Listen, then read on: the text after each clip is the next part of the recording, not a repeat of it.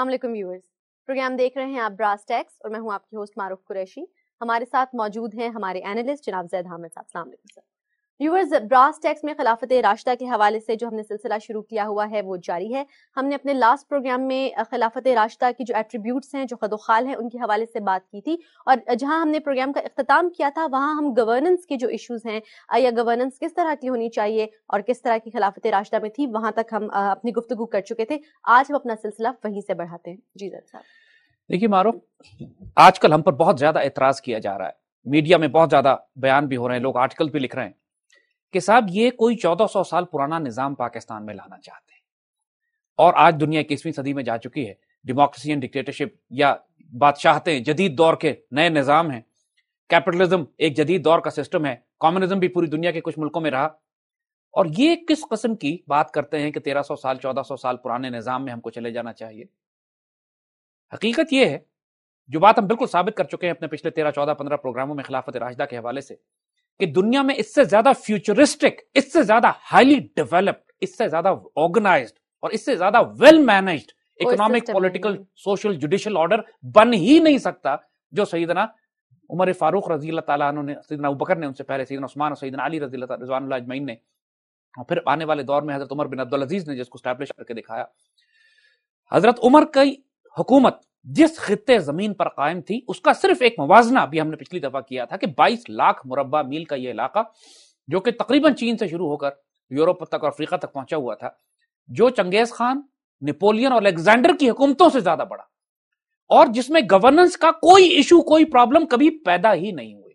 کوئی ایشو ایسا نہیں آیا کہ جو پرابلم آئی اور ودن منٹس، ودن ڈیز اس کو ریزالو نہ کر دیا گیا ہو. کوئی فوڈ کرائسس نہیں ہوا، کبھی لا اینڈ آرڈر کا ایشو نہیں ہوا، کبھی اکنامک کولیپس نہیں ہوا، کبھی ریسیشن نہیں آئی، کبھی اکنامک میلٹ ڈاؤن نہیں ہوا، کبھی رائٹس، فساد ایسا نہیں ہوا کہ لوگوں کی جان مال، عزت، آبرو خطرے میں پڑ جائے. اور وڈ یو بلیو اٹ کہ اس پوری ریاست کا کوئی ریٹن کانسٹیٹیوشن نہیں تھا، اس کا کوئی لکھا ہوا کانسٹیٹیوشن نہیں تھا، اس کے پاس کوئی پارلیمنٹ نہیں تھی.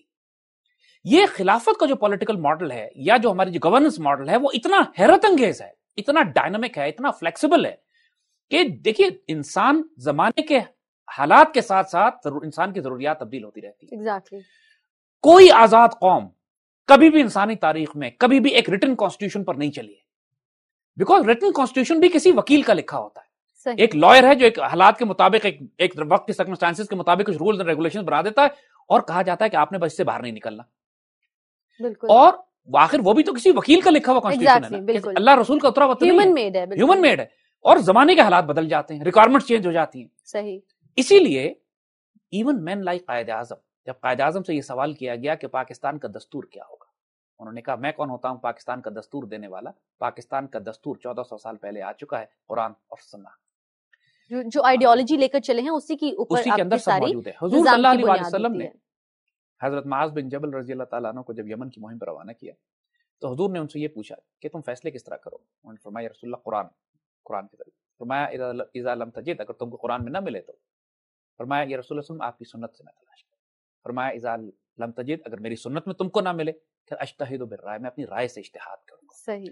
اور یہ پھر آنے والے تمام وقتوں کے لیے حضور صلی اللہ علیہ وسلم نے کلیہ قانون بنا دیا. دعا فرمائی حضرت معاذ بن جبل کے لیے، تمام مسلمانوں نے سنت کو اڈاپٹ کر لیا کہ جو مسلم کانسٹیٹیوشن ہے وہ قرآن ہے، وہ سنہ ہے اور اجتہاد ہے. اجتہد بالرائے کی انہوں نے بات کی، میں اپنے اجتہاد سے رائے کروں. مطلب یہی تینوں چیزیں یہ فنڈامنٹل پلرز ہیں. صحیح. جو ایک اسلامک اسٹیٹ کا کانسٹیٹیوشن ہوتا ہے.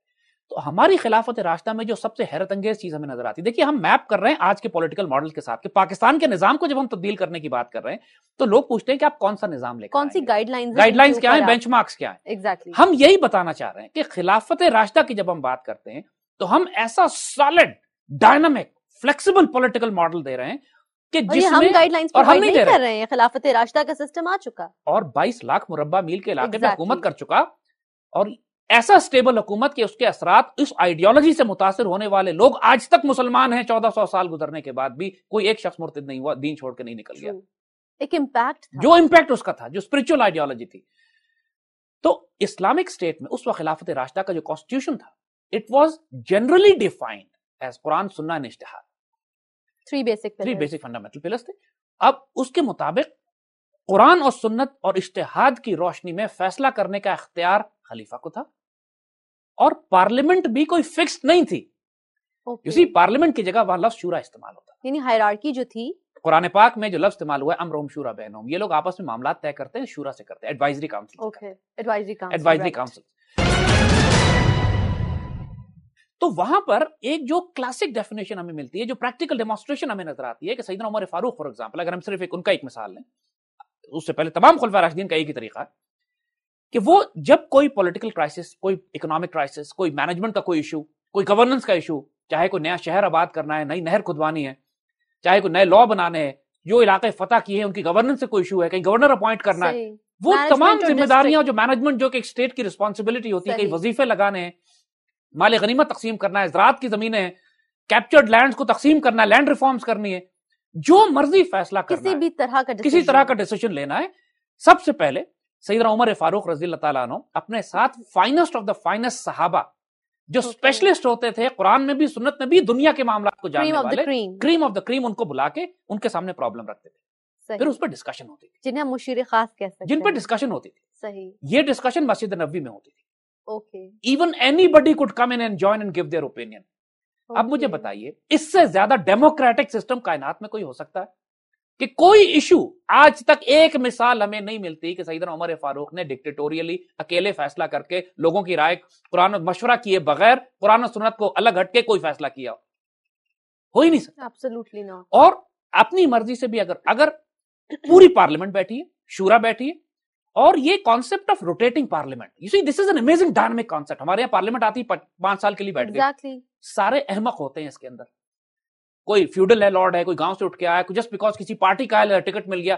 قوم کیا ہے, قوموں کی امامت کیا, اسے کیا جانے, یہ 2 رکعت کے امام, اقبال نے طنز کیا تھا. تو قوم کیا ہے, قوموں کی امامت کیا, اسے کیا جانے, یہ 2 ٹکے کے سیاستدان. آج کے دور کے لحاظ سے اگر ہم بات کریں تو اقبال کے شعر کو ڈیفائن کر کے اس پارلیمنٹ کو جو اس وقت پاکستان میں بیٹھی ہے, 2 سال ہونے کو آ رہے ہیں, ایک فیصلہ اس پارلیمنٹ نے ملک و قوم کے فیور میں نہیں کیا. بالکل صحیح کہہ رہے ہیں. اور اس میں کوئی شخص اسپیشلسٹ ہی نہیں ہے کسی سبجیکٹ کا. Exactly. ان سے پوچھو کہ فلسفی کیا ہوتی ہے, قوموں کے عروج و زوال کے اسباب کیا ہوتے ہیں, قومیں کیسے اٹھتی اور گرتی ہیں, قوموں کی تربیت اور تزکیہ کیسے کیا جاتا ہے, تعلیمی نظام کیسے درست کرنا, اکانومی کیسے درست کرنی, معیشت کیسے درست کرنی, یہ باتیں تو گریک اور لیٹن ہے ان کے لیے, الف بے نہیں پتا ان کو, تو کوئی بحث ہی نہیں ہے نا. We know that. اب ایسی پارلیمنٹ کا جھک مارنا ہے ہم نے جس پہ اربوں روپیہ بھی خرچ ہو رہا ہے, ایسی پارلیمنٹری ڈیموکریسی. اسلام نے اس سے سپیریئر کانسیپٹ دیا ہے, the concept of specialist and rotating parliament. بھئی جو جس موضوع کا, جس فیلڈ کا اسپیشلسٹ ہے, ایگریکلچر پہ بات کرنی ہے, bring the finest agriculturist, بلا کے بٹھائیے, ان سے بات کیجئے, ان سے مشورے کیجئے, فیصلہ کیجئے, and go ahead with it. So there are different advisory councils. Different advisory councils depend, اور plus کچھ وہ لوگ ہیں کہ جن کا سٹیچر اتنا بڑا ہے, دو اتنے وائز, اتنے سمجھدار ہیں کہ جن کو حضرت عمر فاروق ہر دفعہ بلایا کرتے تھے. جس طرح عشرہ مبشرہ کے صحابی ہیں, جنگ بدر کے صحابی ہیں, شروع کے بدری ہیں, یا مہاجرین میں سے یا انصار میں سے, فائنسٹ آف دا فائنسٹ صحابہ جو ہمیشہ حضور کے ساتھ رہے ہیں, جنہوں نے حضور سے تربیت لی ہے, صحیح, ان لوگوں کو بلا کے ایڈوائز کیا جاتا ہے. criteria defined. وہاں درجات بھی تھے, کیونکہ وہاں پہ انسان کا بینچ مارک یہ تھا کہ اس نے حضور کے ساتھ کتنا وقت گزارا ہے, بینچ مارک یہ تھے کہ اس کا تقویٰ کتنا ہے, بینچ مارک کتنے تھے کہ بدر میں ہے, مہاجرین میں سے ہے, انصار میں سے ہے, یہ سٹیٹس تھے. وہ لوگ جو مرتد ہو گئے تھے بعد میں اور باہر کنورٹ ہوئے, ان کو بڑا دور رکھا جاتا تھا. یعنی ہر انسان سے رائے نہیں لی جاتی تھی. رائے ایک چرواہا بھی دے سکتا ہے, گڈریا بھی دے سکتا ہے, اگر وہ مہاجرین میں سے ہے, یا انصار میں سے, یا بدری ہے, یا حضور کے ساتھ وقت گزارا ہے. اس میں the criteria was character, knowledge, تقویٰ, ایمان, صحابیت کا درجہ کس مقام پر بلند ہے.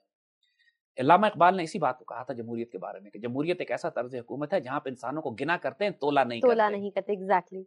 گدھا اور گھوڑا برابر نہیں ہو سکتے. 1000 جاہل آپ لے آئیے اور ایک صحابی کھڑا کر دیجئے, لاکھ انسان دنیا کے لیے, وہ برابر نہیں ہو سکتے. ہمارے معاشرے میں ایک عالم دین جس نے ساری زندگی دین کا علم حاصل کیا, جو تاریخ کے, قوموں کے عروج و زوال کے اسباب کو جانتا ہے, اور ایک گھاس کھانے والا لٹرلی, کہ وہ جس کو نہ دین کا پتہ ہے, نہ شریعت کا پتہ ہے, نہ معاشیات کا, نہ سوشیولوجی کا, نہ ملک کا, نہ قوم کا, نہ سیوک سینس کا, اس کی اور اس کی رائے برابر تصور کی جاتی ہے. اللہ میاں قرآن میں خود کہتے ہیں علم والے اور بغیر علم والے برابر, اس لیے کہ دونوں کے پاس شناختی کارڈ ہے, لہذا دونوں ووٹ دے سکتے ہیں جا کے.